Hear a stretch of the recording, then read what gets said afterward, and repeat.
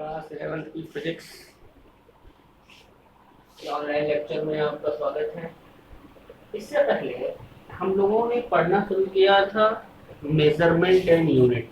Measurement and unit के जो basics points थे वो हमने पिछले लेक्चर्स में कवर कर लिया है।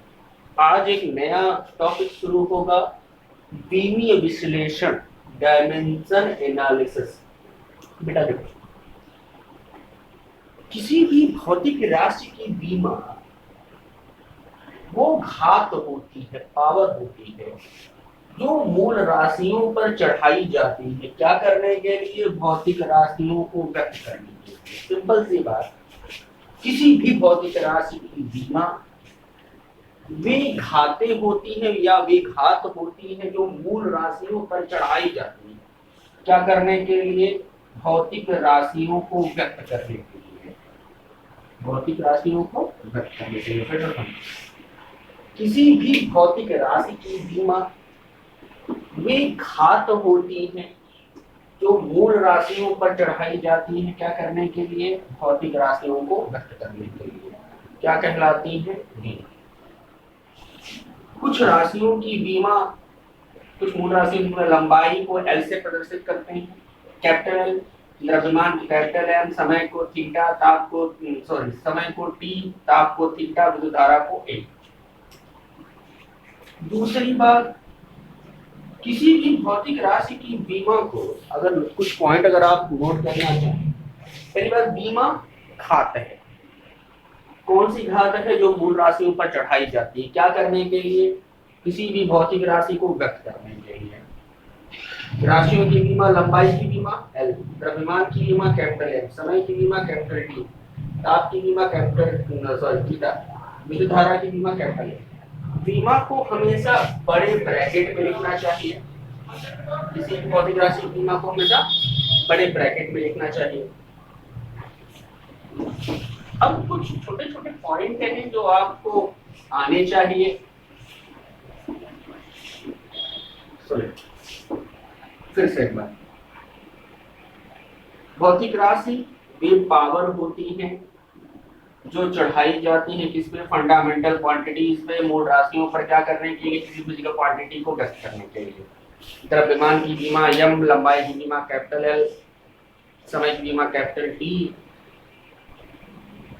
ताप की बीमा कैपिटल थीटा और विद्युत धारा की बीमा कैपिटल ए होती है। अब सुने एक बात, जो किसी भी संख्या की बीमा नहीं होती, किसी भी नंबर की बीमा नहीं होती। बीमा हमेशा भौतिक राशि की होती है।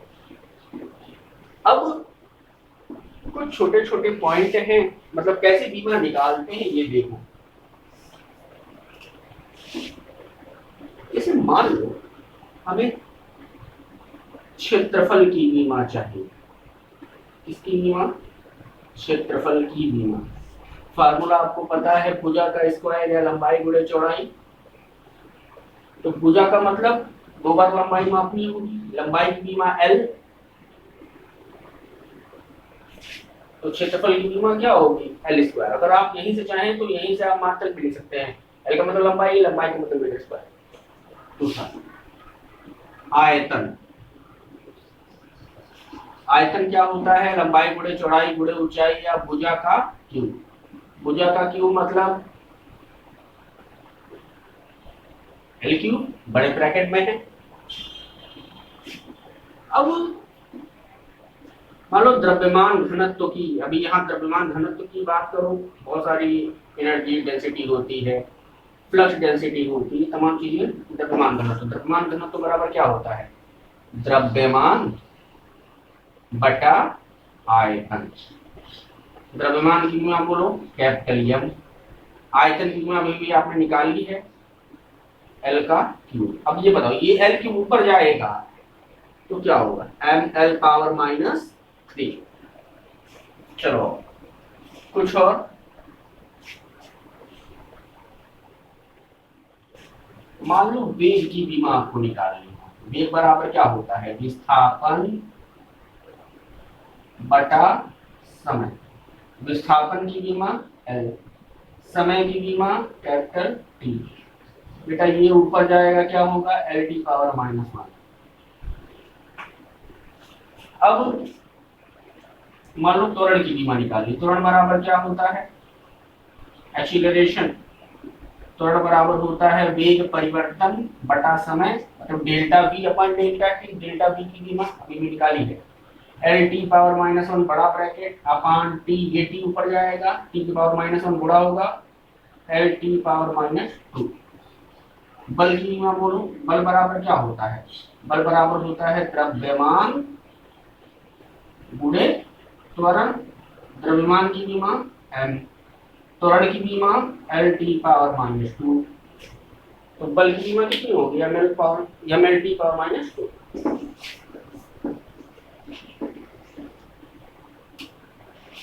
मान लो कार्य की बीमा आपको निकालनी है, कार्य की बीमा कैसे निकलेगी, कार्य बराबर होता है बल गुणे विस्थापन, सबको पता है फार्मूला।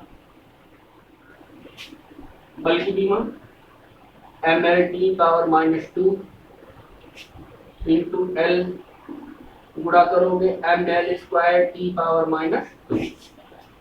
मान लो गतिज ऊर्जा या स्थितिज ऊर्जा की यू बराबर क्या होता है, यम जी एच। यम का मतलब द्रव्यमान, द्रव्यमान की बीमा एम, जी का मतलब गुरुत्वीय त्वरण, गुरुत्वीय त्वरण की बीमा L T power -2 into H मतलब लंबाई, गुणा करोगे कितना आएगा निकल के, M L square T power -2। इसी तरह से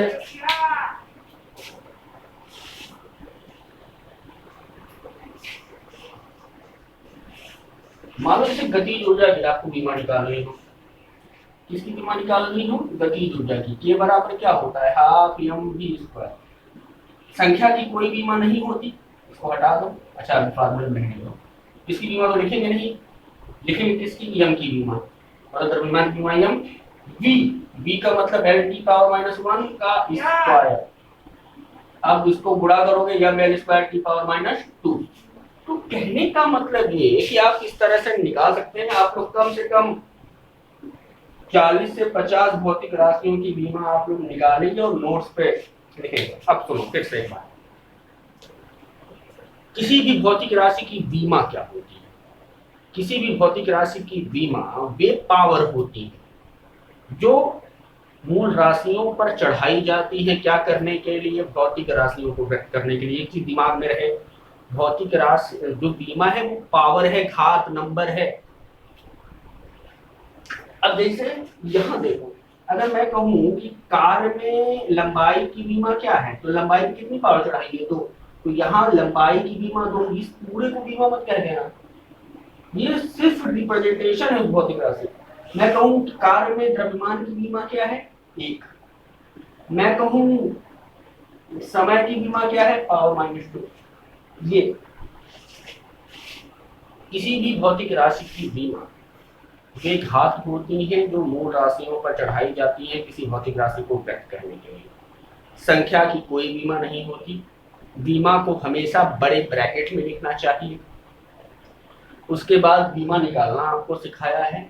अगले लेक्चर में बीमाओं का उपयोग, जब तक आप मुझे ये बताएंगे नहीं बीमा निकालते कैसे हैं, कम से कम 2 से लेकर 3 प्रॉब्लम अगर आप बताएंगे तब लगेगा कि आप लोग कुछ घर में मेहनत कर भी रहे हैं। तो घर बैठ के इसे खाली बैठना उचित ही नहीं है। कम से कम 40 से 50 भौतिक राशि की बीमा आप निकालेंगे और उसके बाद अगले उसमें चेक कराएंगे। अगले लेक्चर में भौतिक राशि की बीमाओं मतलब बीमाओं का उपयोग सीखेंगे। 3 उपयोग है, तीनों इंपॉर्टेंट हैं। नोट करिए।